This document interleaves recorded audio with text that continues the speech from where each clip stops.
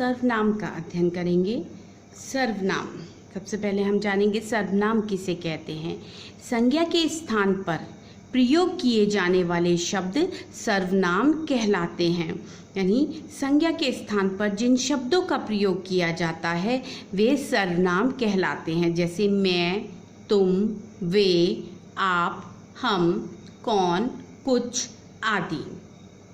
ठीक, जो संज्ञा के जैसे राम है, राम स्कूल जाता है, इसके स्थान पर हम लिख देते हैं वह स्कूल जाता है। जब संज्ञा के स्थान पर हम सर्वनाम का प्रयोग करते हैं तो वहाँ इन शब्दों का प्रयोग करते हैं, वहाँ से नाम हट जाता है और वहाँ वह, मैं, आपको, तुम, इन शब्दों का प्रयोग होता है। जैसे उदाहरण देखेंगे, ये संज्ञा का वाक्य है, राम स्कूल जाता है। इसमें संज्ञा क्या है?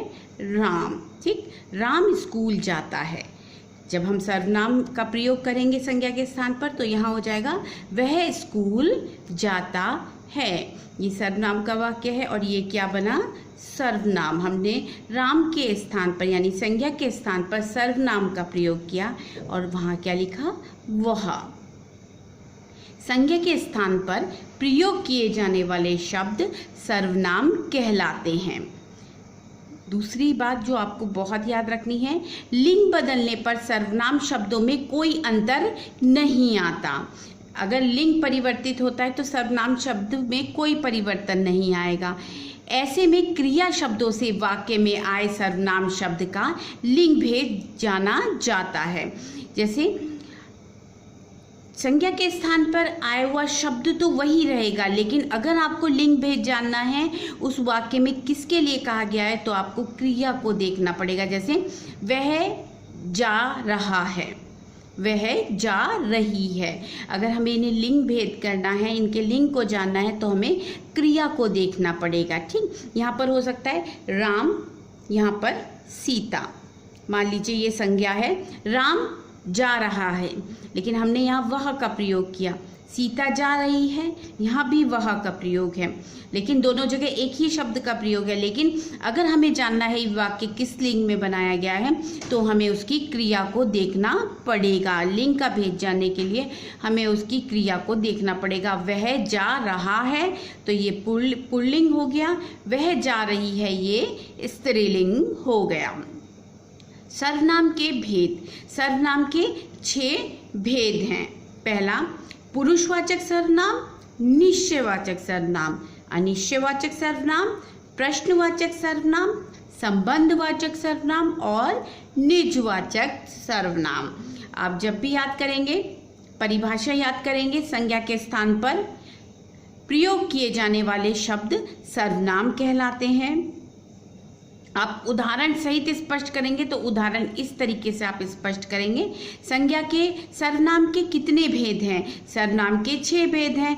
पुरुषवाचक सर्वनाम, निश्चयवाचक सर्वनाम, अनिश्चयवाचक सर्वनाम, प्रश्नवाचक सर्वनाम, संबंधवाचक सर्वनाम और निजवाचक सर्वनाम। अब हम आगे देखते हैं, पहला भेद जानते हैं इसका।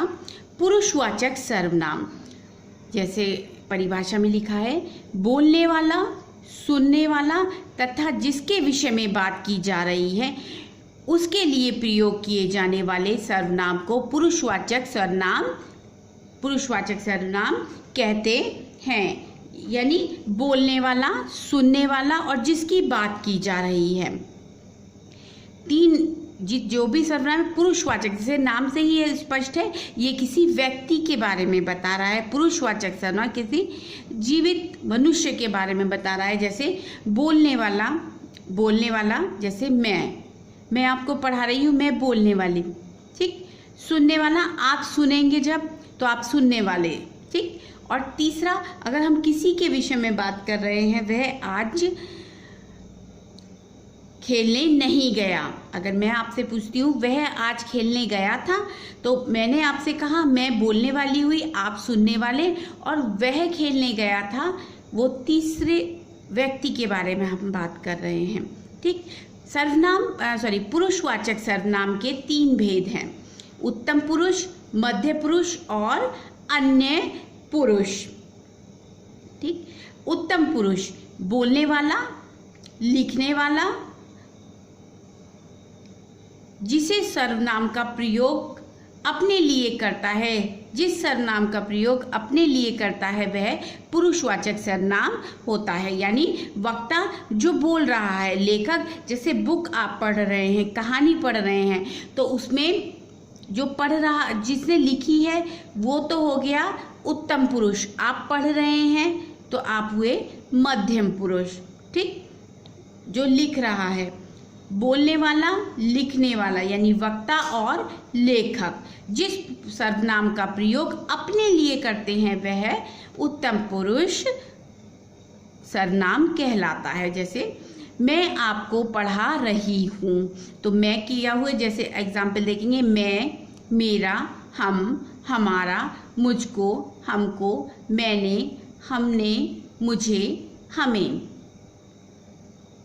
ठीक, उदाहरण, मैं अपने घर में खुश हूँ, यानी मैं अपने बारे में बता रही हूँ, मैं बोल रही हूँ मैं अपने घर में खुश हूँ, तो ये क्या होगा, ये होगा उत्तम पुरुष का प्रयोग, मतलब उत्तम पुरुष अपने लिए कह रहा है, अपने बारे में बात कर रहा है, मैं बहुत खुश हूँ या मैं अपने घर में खुश हूँ। जो यहाँ मैं का प्रयोग हुआ है, उत्तम पुरुष इन शब्दों का प्रयोग करता है। जहाँ पर होगा हमको यहाँ से जाना है, हमको यहाँ से जाना है, यानी मैं बोल रही हूँ अपने लिए। मुझको यह फल दे दो, यानी मैं अपने लिए बोल रही हूँ, जो आप बोलने वाला है उसके लिए। अगर आप मुझसे बोलेंगे कि आप हमें पढ़ा दीजिए, तो आप क्या होंगे, आप होंगे उत्तम पुरुष और मैं होंगी मध्यम पुरुष। अगर मैं आपको पढ़ा रही हूँ तो मैं होंगी, मैं आपसे बात कर रही हूँ, मैं प्रश्न पूछ रही हूँ, तो मैं क्या होंगी, उत्तम पुरुष और आप होंगे मध्यम पुरुष। मध्यम पुरुष सर्वनाम दूसरा देखते हैं, वक्ता के द्वारा सुनने वाला या श्रोता के नाम के स्थान पर जिन सर्वनामों का प्रयोग किया जाता है वह उन्हें मध्यम पुरुष सर्वनाम कहते हैं। ठीक, वक्ता जो बोल रहा है, ठीक है, वक्ता का अर्थ होता है जो बोल रहा है, और वक्ता जो बोल रहा है और जो दूसरा सुन रहा है वो किसके अंतर्गत आएगा, मध्यम पुरुष के अंतर्गत आएगा। ठीक, उसके नाम के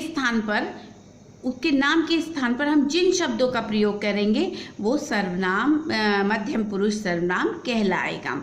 जैसे तू, तुम, तेरा, तुम्हारा, हमको, मुझको, तुमको, तुझे, आपको, आपने आदि। ठीक, उदाहरण देखिए, आप बाजार की सैर कर आइए, तुम उससे बात मत करो, तुम्हें तो घर पर होना चाहिए, यानी आप बाजार की सैर कर आइए। जो भी बोलेगा, आपकी बात हो रही है, आप सुन रहे हैं, यहाँ आपकी है, आपसे कोई कह रहा है, आप जो बीच में सुन रहे हैं, इसका मतलब वो आपसे कही जा रही है, आप बाजार की सैर कर आइए। सुनने वाले के लिए, जिसने सुना है वो, ये आपका प्रयोग किसके लिए है, जो सुन रहा है।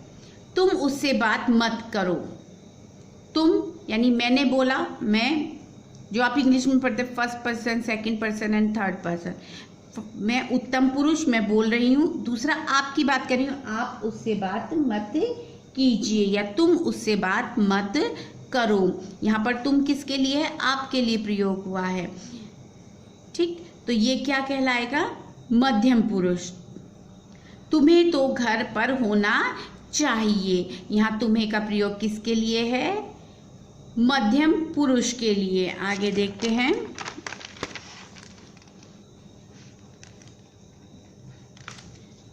अन्य पुरुष, वक्ता या लेखक या सुनने या पढ़ने वालों के अलावा, यानी जैसे कहानी लिखी लेखक ने, आपने उसे पढ़ी और उस कहानी में किसी अन्य व्यक्ति का जिक्र हो, जिसके बारे में कहानी है उसका जिक्र हो, वो अन्य व्यक्ति में आएगा। अन्य व्यक्तियों के लिए जिन सर्वनामों का प्रयोग करते हैं उन्हें अन्य पुरुषवाचक सर्वनाम कहते हैं।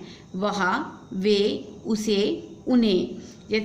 जैसे आप देखेंगे कि वह, मैं आपसे पूछती हूँ, वह आज कक्षा में नहीं आएगा। आप कक्षा में मौजूद हैं, मैंने आपसे प्रश्न किया, आप मुझे जवाब देंगे नहीं मैम वो बीमार है। ठीक, हमने बातचीत किसकी की? ना मेरी बात हुई ना आपकी बात हुई। बात हमने किसकी की? तीसरे व्यक्ति की। जो तीसरा व्यक्ति होगा वो किस में आएगा?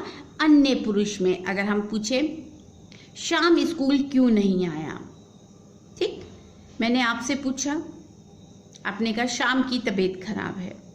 ठीक, तो हम तीसरे व्यक्ति के बारे में बात कर रहे हैं। फर्स्ट पर्सन मध्यम पुरुष, अन्य उत्तम पुरुष मध्यम पुरुष से पूछ रहा है कि अन्य पुरुष कहाँ हैं। ठीक, तो वह यहाँ प्रयोग है, उसका नाम नहीं लिया हमने। शाम की जगह हम कहेंगे वह कहाँ है, तो वह आज स्कूल नहीं आया है, यानी थर्ड पर्सन, यानी तीसरा व्यक्ति, अन्य पुरुष। ठीक, यहाँ देखिए एक चीज, आप और तू का प्रयोग करते हैं हम। तू का प्रयोग बहुत कम करा जाता है क्योंकि ये थोड़ा सा निरादर पूर्वक लगता है, लेकिन आपका प्रयोग निजवाचक के रूप में भी होता है या आदर पूर्वक मध्य पुरुष के लिए भी किया जाता है।